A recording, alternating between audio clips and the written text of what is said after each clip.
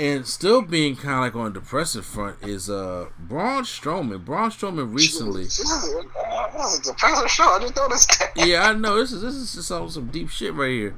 Braun Strowman came out because after Payback, it was introducing an episode WWE Chronicle, which we already know. You've seen some of those shows, and this one was on Braun Strowman. And Braun Strowman, during the episode, was talking about his frustration with the company and the way his spot was around the time of Elimination Chamber. And he noted that he went to Vince McMahon to figure out where he stands at the point of it. And he said he was losing sleep and stressed out over how things were going. And if you guys can remember, Braun at that time was booked so strong and powerful to the point where when it was time for him to get a big match, they never gave it to him. Remember when he first because he was fighting the big dog. Yeah, when he first left and he did that whole Foley, I'm looking for competition. Remember that whole era of Braun Strowman, and then he beat Sami Zayn, then he beat a couple other people, but then when it came time for the big match at Mania, he never got it. Then he had him. He didn't even get the match. Exactly. Like, it's not even that they gave it to him when he lost. He didn't even get the match. Exactly. Then him and Roman had a decent feud going into like him tipping over ambulances and surviving an ambulance attack and stuff like that. And then him and Roman, he was booked as a straight monster. And once again, when Mania came around, he was in the Andre the Giant Battle Royal, which is a nothing match. Which they just put Andre the Giant in the middle of it now because Hogan said it at WrestleMania 30, but it means nothing. Then you go to the next year, and what happens to Braun? He's tag teaming with a kid after being booked so dominant in the year.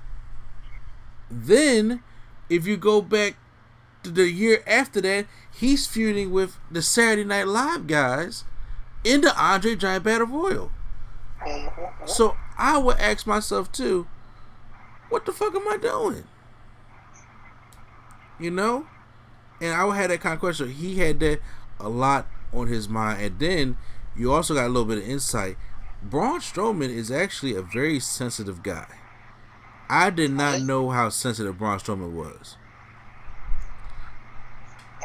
He was just he was like it's a hard pill to swallow, but Vince told him I'm not going to be the guy. He said that. Also he goes into his like him growing up. He used to be the fat kid, the husky kid, and he would get picked on a lot and teased. And when he was talking about it, he was crying. That's what I mean by he was very sensitive. Like he was, trying to hold back tears, and then he couldn't help but bring the tears out of how he got picked on. And he said, he met somebody who took him to the gym and helped him out in the gym, helped him become strong. He went to his first strongman competition where Mark Henry found him, and then, Mark Henry put his name and stuff on the line for Braun Strowman and got him a job at WWE, and that's how the thing happened because Mark Henry discovered Braun Strowman. He's like almost like Ric Flair sensitive. Yeah, but honestly, I was kind of surprised about that, about Strowman. I wasn't. Oh, really? Yeah, you remember he told everybody about their job, and he was like, "Oh, you got to get another job." That's what I was like. I feel like he just not meaning what he just feel. Like he don't mean what he say, basically. Okay, yeah. Well, he's a very sensitive guy. So he says around that time he was getting frustrated. And remember, the Elimination Chamber, he was just like, okay, I did Elimination Chamber, I wrecked house in the chamber match, but then I'm in the Andre the Giant Battle Royal. Like, what the fuck's going on? So he says, I got to the point where I was on the verge of I had enough. I kind of burst in on Vince one day in a meeting, and I was like, I need to talk to you. And he kicked everybody out of the production meeting, and he sat down and talked to me, not like a boss to an employee, but like a man to a man. almost like a father-son talking thing, which Vince does. People say a lot. Strowman said McMahon gave him confidence and that lit a fire in him to work harder. Excuse me. Strowman says McMahon told him that he was needed and wanted for the long haul.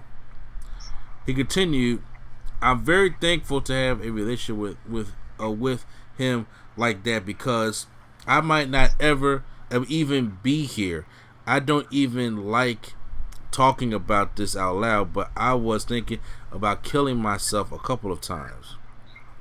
That I got to the point I should have talked to somebody sooner. I never knew how much he cared about me. I thought I was just a number in a system. That day he made me realize that I'm more important than a number. I can't thank him enough for doing that. So your thoughts on that? I mean, just tell him like he doesn't. Even though, I mean, I guess he had to bring that up, but I don't know. That's something I probably wouldn't even brought up because it was unnecessary. It was not like.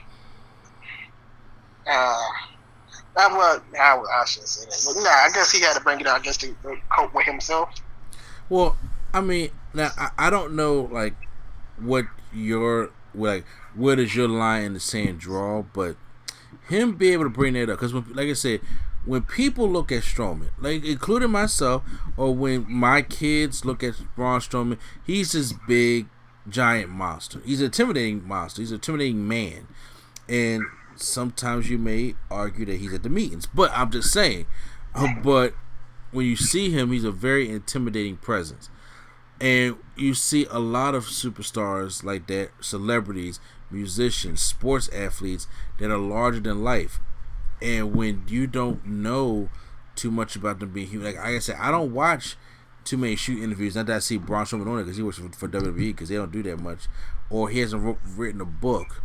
Or I'm not on social media to see that this guy, as big as he is a very sensitive guy. And just him talking about him being bullied and him talking about being suicidal, because like I said, that stuff right there is serious. And then when you can bring that to the forefront, when somebody is that size and that intimidating, you can bring to the forefront and it'd be like, look, I was suicidal. I've been there. Don't go down that path. That means that's a lot. Good and bad thing too, because you work for the WWE. You tell them you're suicidal, they will get on you quick with comments. Right? That could be saying. Did you just for 1 second? Did you see the wrestling like they like kind of do news? Did you see what they did for Sonya Deville? No, I did not. They decided it was going to be funny and make an in your house poster and put his face on it. Who did that? That's what it's. I don't know, like Ringside News or something. Wow. They decided we're going to be funny and do a joke and take this traumatic experience for her and make it a joking thing. And if she can't take it, then she just can't take a joke. Yeah, because that didn't happen to you, asshole. Yeah, so I'm saying, like, people, sometimes I just don't like when they, like, put it out because I'm like, they make a comment out of anything, and sometimes it don't, you know, sometimes it, like, bring those things back up. Yeah. I mean, I get where you come from, nigga. I didn't know about the Sonya Deville thing. That is actually rather heartbreaking. It really is. I didn't know about the Sonya Deville thing, but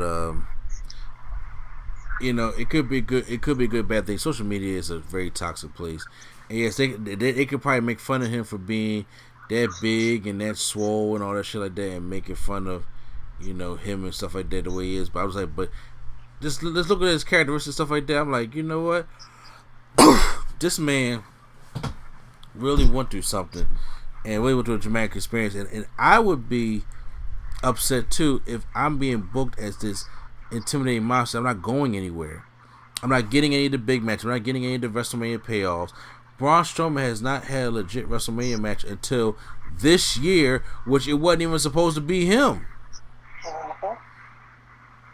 It was supposed to be Goldberg. I mean, it's supposed to be Goldberg and Roman. Roman Reigns. Yeah, and then the pandemic happened, and it didn't happen, and then Braun got tossed in that spot, and he even knows it when he was talking about it. I was like, I know this wasn't even supposed to happen, and I got tossed in the spot at the last minute, but I thank you for believing in me. And Vince McMahon has a way of talking to these wrestlers like, you know, like a son and a dad type talk. Probably why Shane be so pissed.